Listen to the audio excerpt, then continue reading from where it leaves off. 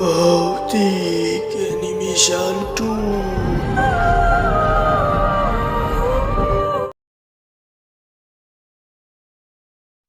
Hello guys, সবাই কেমন আছেন? আশা করি সবাই ভালো আছেন। ভৌতিক অ্যানিমেশন 2 চ্যানেলে সবাইকে সুস্বাগত। প্রতিবারের মতো এইবারে আমি আবারও আপনাদের জন্য গল্প এনেছি। তো এইবারের যে গল্পটি আমি আপনাদের শোনাবো, এই গল্পটি একটি পথিককে নিয়ে। তো কথা আর না বলি, চলুন শুরু করা যাক। একদিন রাতে রবি তার গ্রামের বাড়ি থেকে শহরে ফিরছিল। রাস্তা ফাঁকা, শুধু ঝিরঝিরি পোকার ডাক আর মাঝে মাঝে হালকা বাতাসের শব্দ। সে সাইকেল চালিয়ে যাচ্ছিল, কিন্তু কেমন যেন অস্থির লাগছিল।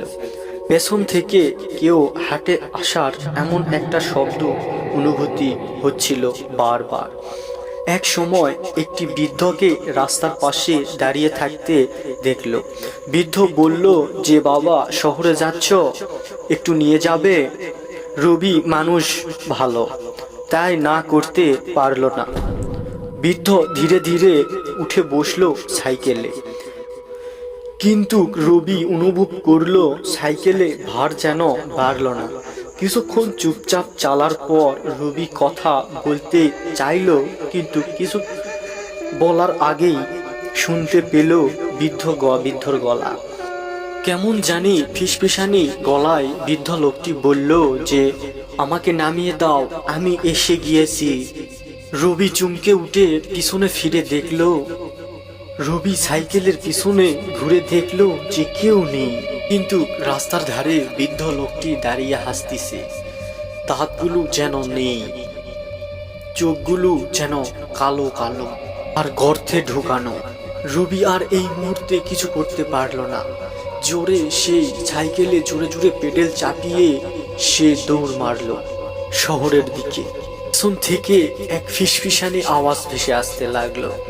কেমন জানি গা ছমছমে ব্যাপার, গাটা যেন শিউরে উঠতেছিল তার। কি করবে সে ভেবে পাচ্ছে না।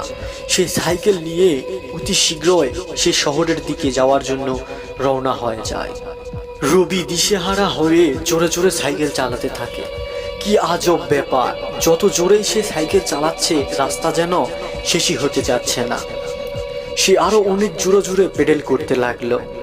কি আশ্চর্য ব্যাপার, রাস্তা যেন শেষই হতে যাচ্ছে না। মানে মনে হচ্ছে সে বারবার একই জায়গায় আসে ঘুরপাক খাচ্ছে। এক সময় এসে রবি বুঝতে পারলো যে না, সে সত্যি জঙ্গলের ভিতর রাস্তায় হেরে গিয়েছে। হঠাৎ বাতাসে কেমন একটা ঠান্ডার অনুভূতি হতে লাগলো তার, যেন আশেপাশে কেউ আছে।